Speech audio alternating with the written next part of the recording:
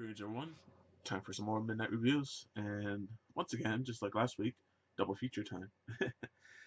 So today I'm actually going to go order because I think the second movie was a little more entertaining to me. But first up, we're going to be talking about Bumblebee, which is a prequel to the Transformers live action series by Michael Bay, which is not done by Michael Bay, which I think a lot of people are thankful for. And I will say it is great. Might be even one of the best Transformers movies.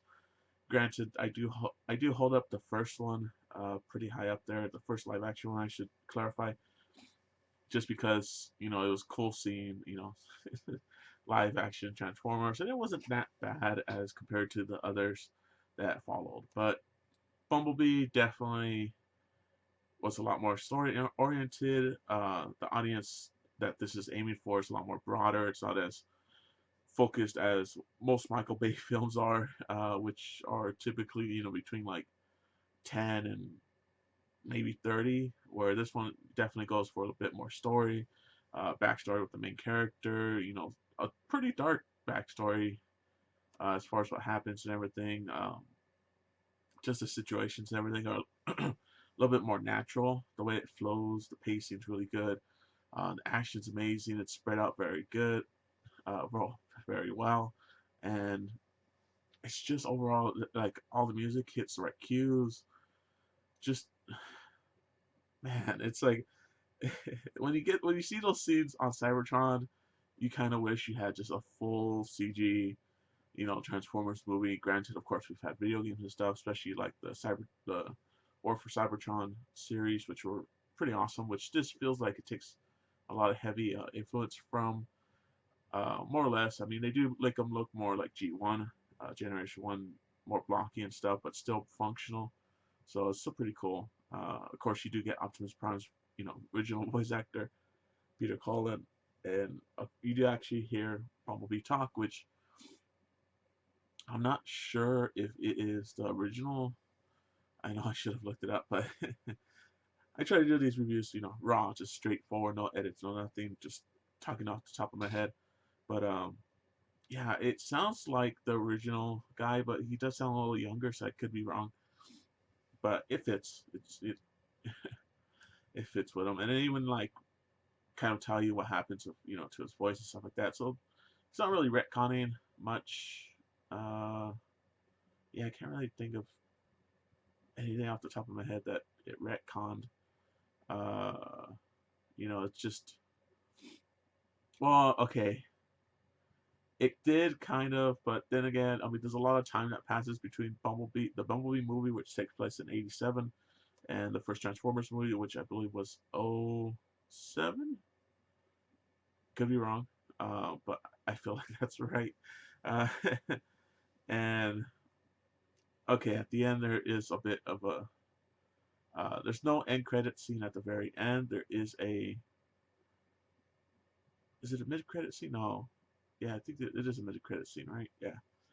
Which is after the fancy credits, I like to call them, where they're usually visually uh, appeasing and stuff like that. But man, like the action feels so much different. You could definitely tell this is not a Michael Bay film, even though there are a lot of traits from Michael Bay as far as action.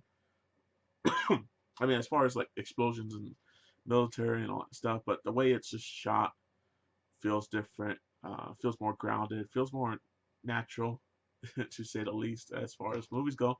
Um, but the lead actress Haley Steinfeld, she does a great job. She's actually been coming on a lot more stuff. I've been noticing. She was in Spider-Man Into the Spider-Verse, if I remember correctly. She was Spider-Gwen, uh, which is the Gwen Stacy of a different alternative universe that becomes Spider-Man. But that's a different story from last week.